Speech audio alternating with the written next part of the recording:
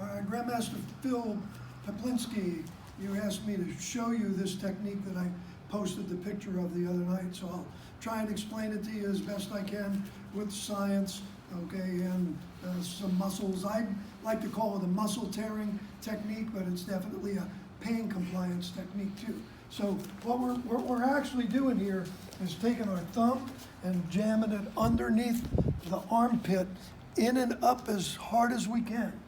And then we're gonna grab the pectoral muscles, okay, and squeeze them down. And once I squeeze them, we get a pain response that drops their neck a little bit, okay? In here we have pericardium 1, okay, and spleen 18, 19, 20, all right? They need to move in a 45-degree direction, so just by squeezing your fingers, you're able to pull that pressure point into the proper way, all right? And then we've got two fire points right here with the heart point and the pericardium, all right? On the other side, what we're looking to grab is the sternocleidomastoid muscle, all right, at large intestine 18. When we grab the sternocleidomastoid muscle, we pull it back to expose the carotid sinus, where the bifurcation point is for blood pressure, and then we're going to take that and push it down, which causes a collapse of the legs immediately. Now, we only have to do this at a few percent of the pressure. I mean, my grip pressure, even though I'm pretty old, is probably still 125 pounds or so. I've measured it years ago with a machine, all right? So gripping strength is important.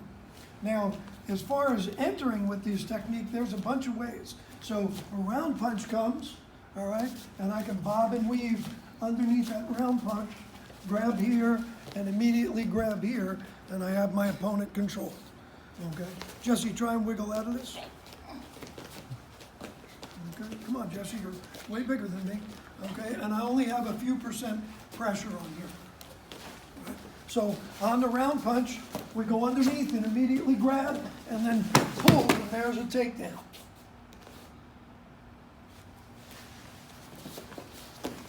We can enter the technique with a reach and fire into the liver, spleen, gallbladder crossing, and then immediately come up to that point again, come around, snatch this sternocleidomastoid muscle, give this one a squeeze in and down, this one a pull, and they drop. Now, if we want to add additional players to that, all right, all we need to do is start vibrating our hands, okay, at a pretty quick pace, okay, because they're small muscle groups, not big muscle groups, all right? And just with the vibration that we add here, okay, we get a nice response.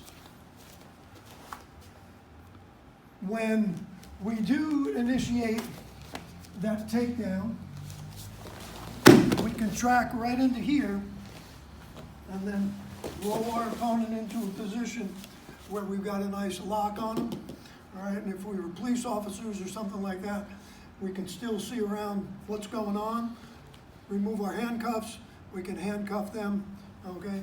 That also becomes a pain compliance technique with our shin bone riding along triple warmer 11 and 12, or the humerus bone at the back of that.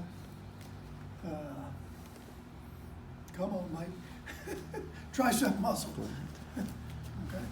All right, so that's our technique, Phil. I'm sure you can figure out a bunch more ways to enter into it, but I hope that helped you, okay?